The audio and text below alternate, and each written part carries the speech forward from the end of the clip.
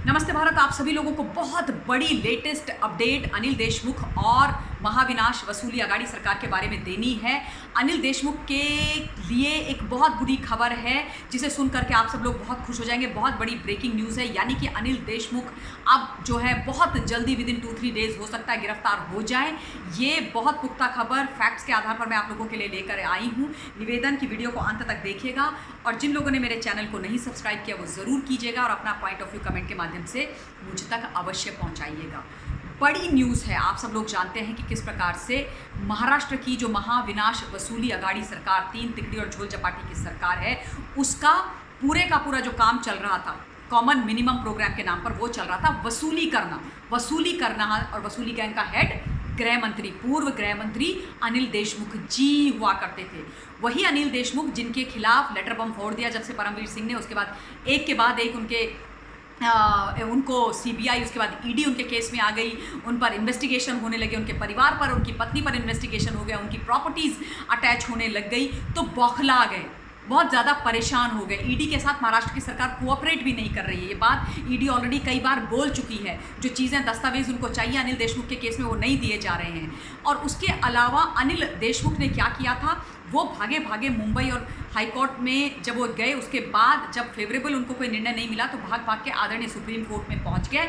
Supreme court में उन्होंने एक याचिका लगाई थी और वहां बोल के हाथ जोड़ करके बोला था कि जज साहब, मैं तो बड़ा शरीफ आदमी हूं, मैंने तो कोई वसूली नहीं करी है। 100 करोड़ की वसूली मुझसे न जाने कैसे हो गई, किसने कराई। और ईडी जो है पॉलिटिकल वेंडेटा मेरे साथ खेल रही है, विच हंट मेरा कर रही है, मेरे खिलाफ बिना बात की कार्रवाई कर रही है। ये साजिश है जी मेरे खिलाफ। इसलिए ईडी को मेरे अगेंस्ट जो दंडात्मक कार्रवाई करने का वो फैसला ले चुके हैं, कोशिश कर रहे हैं, उसको रोकना चाहिए।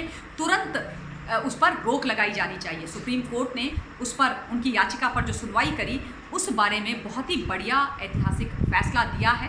आदरणीय सुप्रीम कोर्ट ने बोला कि भाई देखिए, ऐसा है कि इस प्रकार का जब कोई भी मामला होता है तो उस मामले में हम किसी भी प्रकार का इंटरफेरेंस नहीं करते हैं और दंडात्मक कार्यवाही को रोकने का आदेश हम नहीं देते हैं। और आपके मामले में तो बिल्कुल भी नहीं देते हैं। अगर ईडी को आपके खिलाफ कार्यवाही करनी है तो वो करेंगे। तो जब ये फैसला आया तब से अनिल देशमुख के हाथ से तोते उड़ गए और सरकार के हाथ से भी तोते उड़ गए। बेचारे ऐसे ऐसे करके घूम रहे हैं इधर से उधर। नीली चिड़िया में भी कहीं दिखाई नहीं देते आजकल। तो ये सारे के सारे लोग बड़े परेशान थे। अब जब ये फैसला आ गया तो हम सब लोग ये समझ ही रहे थे कि अब तो ऊंट पहाड़ के नीचे आएगा, अब ईडी के सामने इनको हाजिर होना पड़ेगा। तो ब्रेकिंग न्यूज़ जो है वो अब ये है कि ईडी ने आज इन लोगों को, अभी की ब्रेकिंग न्यूज़ है, ये आधे पौने घंटे पहले की, ईडी ने अनिल देशमुख और उनके बेटे को 2 अगस्त को अपने समक्ष प्रस्तुत होने के लिए सम्मन भेज दिए हैं। आप जानते हैं कि ये लोग 3-3 सम्मन देने के बावजूद अनिल देशमुख ईडी के सामने नहीं गए। मैं 72 साल का हूँ जी, बूढ़ा आदमी हूँ, एकदम बूढ़ा, मेरे को बीपी मेरा हाई हो गया, मेरे को कोविड हो गया, मुझ पर दया करो, मैं नहीं आ सकता, मेरा वीडियो कॉन्फ्रेंसिंग के माध्यम से स्टेटमेंट रिकॉर्ड कर लो। ये सब कहानियाँ चल रही थी। जब नाच रहे थे दूसरों के केसेस पे, जब 100 करोड़ की वसूली कर रहे थे, बेगुनाहों को अंदर जेल में डाल रहे थे, दहाड़ रहे थे अनिल देशमुख अर्नब गोस्वामी जी के खिलाफ फ्लोर ऑफ द हाउस में खड़े होके, तब ना ये बूढ़े थे ना ये बेचारे थे। लेकिन अब हो गए। लेकिन अब 2 अगस्त को अनिल देशमुख को पीएमएलए एक्ट के तहत, यानी कि prevention of money laundering act के तहत ईडी के समक्ष अपने पुत्र के साथ पेश होना पड़ेगा। और क्या भरोसा उस दिन इनकी गिरफ्तारी भी हो जाए। यानी कि गिरफ्तारी की जो तलवार है वो लगातार लटक रही है और उसी गिरफ्तारी से बचने के लिए अनिल देशमुख ये सारा गोरख धंधा, ये सारा तमाशा चला रहे थे।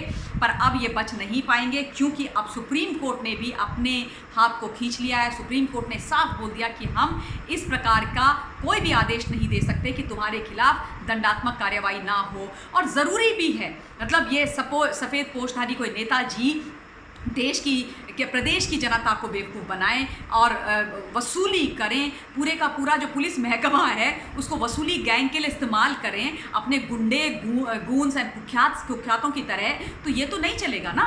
ये तो नहीं चल सकता। इस देश के विधान, कानून, संविधान से ऊपर कोई नहीं है और माँ भारती से ऊपर कोई नहीं है। फिर वो कोई भी हो, अगर गलत करोगे, इलीगल काम करोगे, कुछ भी ऐसा करोगे जो देश के और जनता के खिलाफ जाता है, तो फिर सज़ा भी होगी और कार्यवाही भी की जाएगी।